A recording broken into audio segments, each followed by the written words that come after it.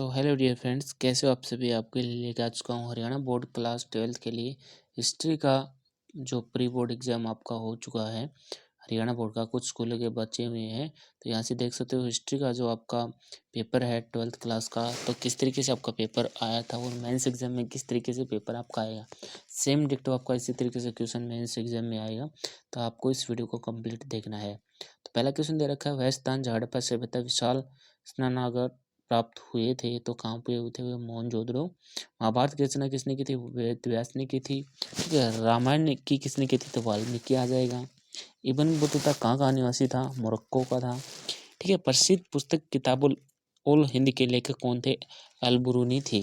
ठीक है, नेक्स्ट है सांची का स्तूप वर्तमान में कहाँ स्थित है, तो ये एमपी में है। नेक्स्ट है शिव भगत संत कहलाते थे, नए नार कहलाते थे। ठीक है, साथ है संगम साहित्य की भाषा क्या है, तमिल थी। विजयनगर साम्राज्य का अंतिम राजवंश कौन सा था, तो ये अरविंदो वंश था। ठीक है, सहायक संधि किसने लागू की थी, लॉर्ड वेल्लेसली ने लागू की थी। ठीक है, गांधी जी की दांडी यात्रा कब समाप्त हुई, 1930 में हुई थी। दूसरा गोल सम्मेलन कब हुआ था, 1931 में। और तीसरा 1932 में हुआ था। ठीक है, संविधान सभा की प्रारूप समिति के अध्यक्ष कौन थे, डॉक्टर भीमराव अम्बेडकर इसके प्रारूप समिति के प्रारूप जो समिति थी उसके अध्यक्ष थे। ठीक है, सिक्कों के अध्ययन को क्या कहा जाता है भाई, what is the study of the coin card. ठीक है, ये आपको आंसर बताना है जरूर। जैन धर्म के 24वीं तीर्थंकर कौन थे, महावीर स्वामी थे। नेक्स्ट है, विजयनगर साम्राज्य की स्थापना कब और किसने की थी, तो 1336 में की थी, अरियर और बुकराई ने की थी। ठीक है, नेक्स्ट है, वाजिद अली शाह राज्य का शासक था, किसका, अवध का था। ठीक है, तो ये किसका क्वेश्चन कथन वाले हैं, इनको आपको पढ़कर इनके आंसर देने हैं। ठीक है, अब तीन नंबर के आ जाते हैं 6 क्वेश्चन। अशोक के अभिलेखों के ऐतिहासिक महत्व पर टिप्पणी करनी है आपको। नेक्स्ट है, स्पष्ट कीजिए कि पितृवंशिकता विशिष्ट परिवारों से महत्व क्यों थी। बौद्ध धर्म के अष्ट मार्ग सिद्धांत पर एक नोट लिखना आपको 3 नंबर में। ठीक है, 25 का आपको पढ़ लेना है और आपको आंसर को मैच करके आपके मेंस एग्जाम में यहाँ से क्वेश्चन बन सकते हैं। ठीक है, खंड ख में आ जाता है यहाँ पे, हड़प्पा सभ्यता द्वारा हड़प्पाई समाज में शासकों द्वारा किए जाने वाले संभावित कार्यों की चर्चा करनी है आपको। क्या हिसाब तथा सहमति की हड़प्पा सभ्यता के शहरों की जल निकासी नगर योजना की ओर संकेत करती है। ठीक है, ये दे रखा है। अब 17 और जो आपका 18 क्वेश्चन रहता था आपका, यहाँ से मुगल काल में सर्वाधिक उपजाऊ भूमि को क्या कहा जाता था, पोलज कहा जाता था। ठीक है, क्रिप्स मिशन भारत कब आया था, मार्च 1942 में आया था। जो 19 का क्वेश्चन था आपका, ये इसको आपको पढ़कर इनका आंसर देना है, 19 और 20 का।